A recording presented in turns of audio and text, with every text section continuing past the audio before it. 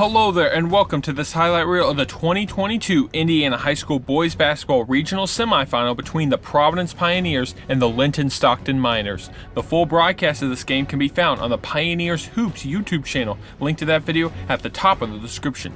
I've already released 2 highlight reel videos, each detailing how these 2 basketball teams won in their respective sectional championship to get here, in case you haven't already watched those.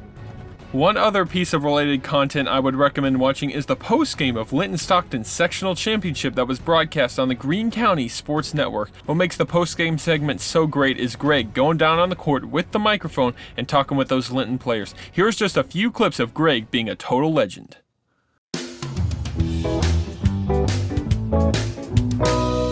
These things are special, you know. They turn around there, buddy. We gotta get a gotta get a picture. Fast. Oh, I'm in the way. The seniors are busy. The seniors are very busy. Let's take some underclassmen here. You guys all right? What are you thinking? Football field, you probably want that ball in your hands, but in this kind of atmosphere, he's got to say, I hope coach don't call my number. No. Everybody in the gym knows that the ball is going to go your way, going to go through you.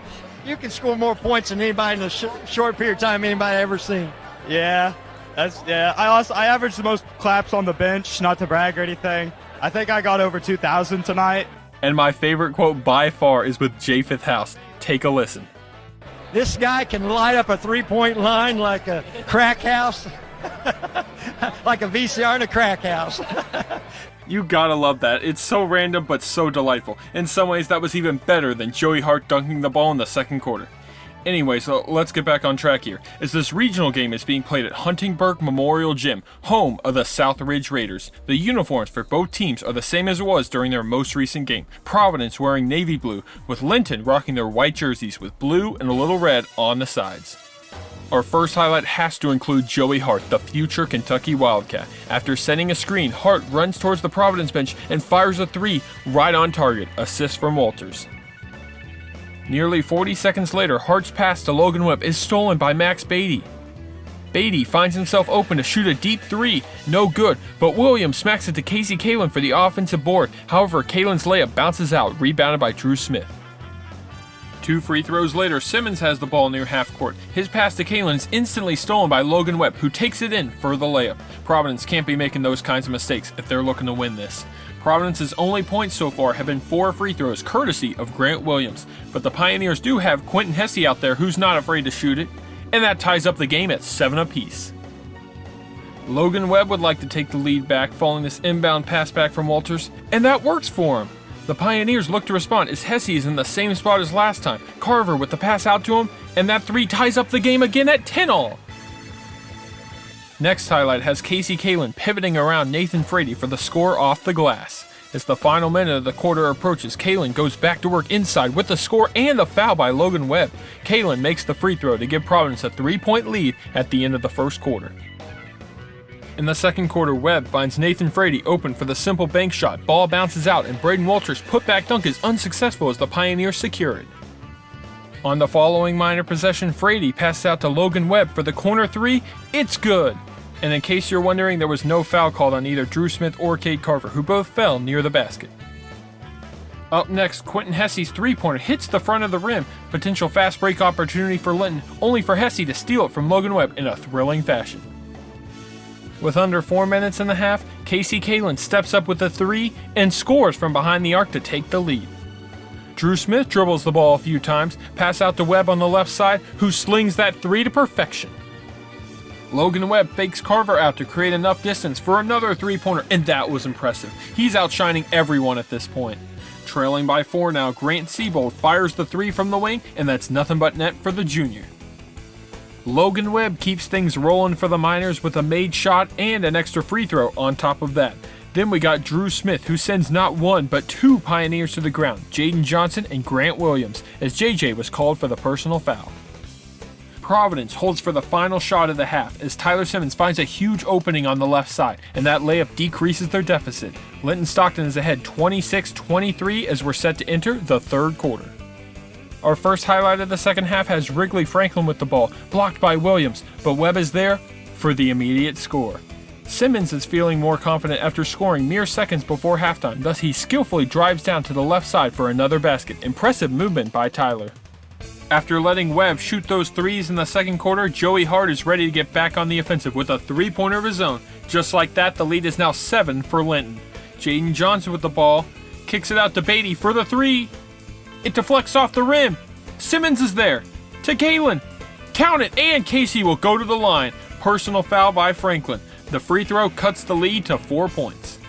Our next highlight starts with Drew Smith, who has the ball, and there's JJ out of nowhere for the steal and runs down for the score. That was a costly turnover. Pioneers aren't stopping anytime soon. Simmons drives in, goes to Beatty. Casey Kalen. Yes, sir! Big time three-pointer to take the lead. Max Beatty gets the ball, slips inside past Wrigley Franklin, and the jumper makes it a 10-0 burst for Providence. Logan Webb wants to put an end to that with a three. It's off. Ball's tipped around. A third tip. Smith deflects it. JJ dives to save it and knocks over Frady's chair. Now Nathan Frady won't be able to sit down for the next 18 seconds, but it's Providence with the ball. Cade Carver catches it, but his pass to Beatty is stolen by Joey. We got a fast break chance for the Miners. Logan Webb misses, but maintains it with the rebound, shoots, and scores. 3 quarters down, 1 quarter to go, and a 1-point lead for Providence. You might want to stick around for what ensues next.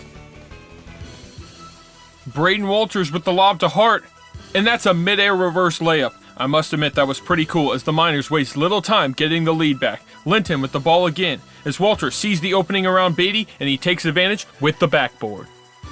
We got an inbound pass and Webb catches the ball, moves a little bit, pivots around Kalen, and just like that, Linton is now up by 5 points. The odds aren't looking great for Providence in this final quarter. We're approaching the 5-minute mark. Simmons dribbles the ball forward. There's Quentin Hesse open for the three. And the sophomore gives Providence some life here at Huntingburg Memorial Gymnasium. While Logan Webb is busy flopping to the ground, Simmons is out here shooting an open jumper and ties the game at 41-all. 45 seconds later, Jaden is called for the foul against Drew Smith. Smith goes to the charity stripe, and he only makes the second free throw. Tyler Simmons sees Hesse out on the three. The shot goes up, and it's right there for Simmons to catch and shoot. It's good! The student section is fired up as Simmons will also go to the free throw line. Providence is now on an 8-1 run. Tyler Simmons and Max Beatty exchange passes, only for Logan Webb to steal the ball. And Linton's coach wisely calls a timeout prior to a jump ball. This could be huge. Linton-Stockton obviously needs to capitalize on this turnover. They got to make smart decisions, play with composure. And oh my goodness, there's JJ with the steal from Walters. And the timeout is called. We got back-to-back steals and timeouts. 2:36 left on the game clock. Things are getting real intense here as Quentin Hesse shoots a deep three. But that doesn't go in. As Smith rebounds the ball, Tyler Simmons is called for the foul. Therefore, Drew Smith faced an important 1-and-1 deal with free throws. And he makes the first free throw. The second attempt rattles in. Game is now tied at 44 for each team. Hesse finds himself open for the three, and Kalen lets him have it. The ball sails upwards off the rim. Beatty with the huge board. He steps forward, shoots, and it goes in. Wow!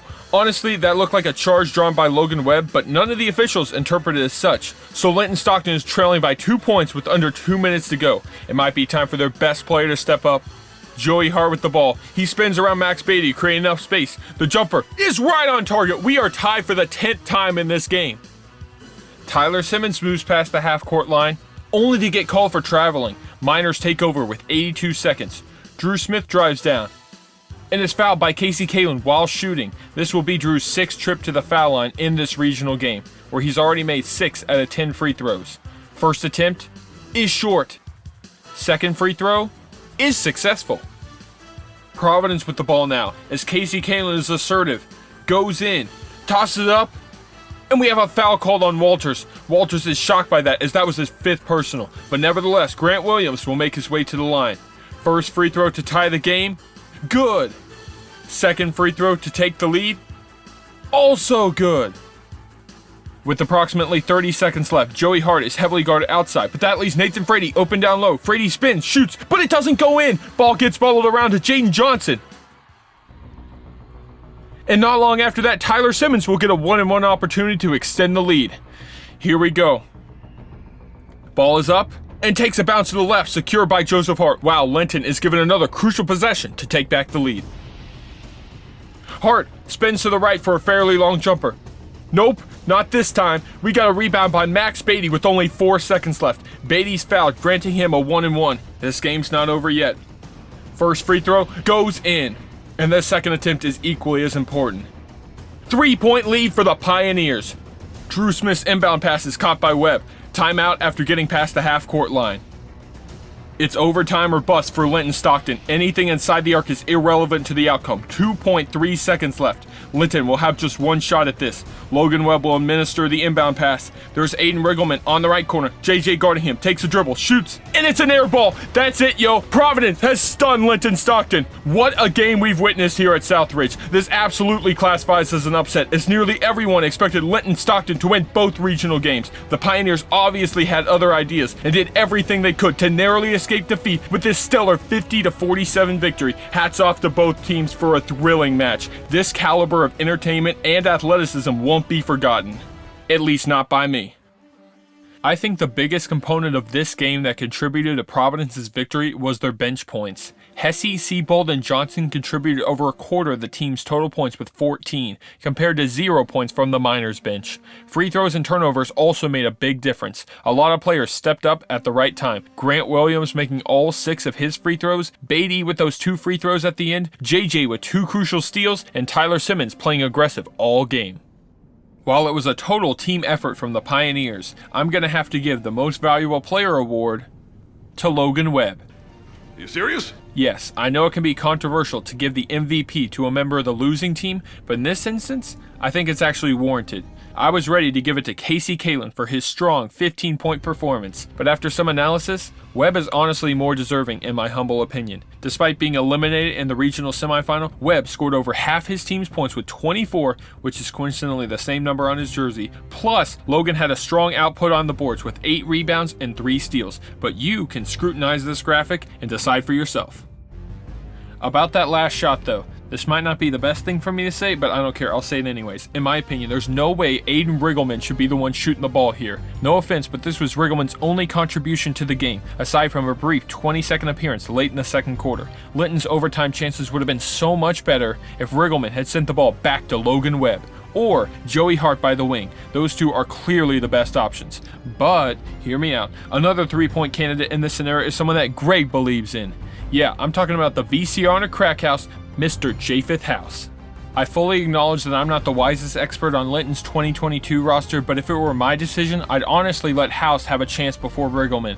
I know Japheth House is much more of a baseball player, but if Greg the reporter says something that outlandish about Japheth's 3-point abilities, there's gotta be some truth to it. And if you want me to provide some actual evidence, Linton's final home game against South Vermilion is a sufficient display for that. I don't think it's a coincidence that him and Joey Hart were the only Linton-Stockton players to score on a 3-pointer, and multiple ones at that. Great job, Japheth. It was definitely entertaining to watch. Okay, next topic.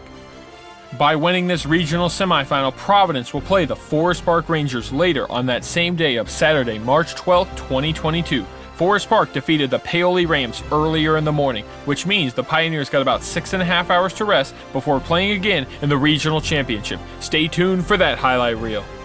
Brief disclaimer, while I don't advocate for illegal drug usage by any means, I still gotta say this before ending the video. Don't forget to light up the 3-point line like a crack house on your way out. He said it! He said it! And I hope to see you next time.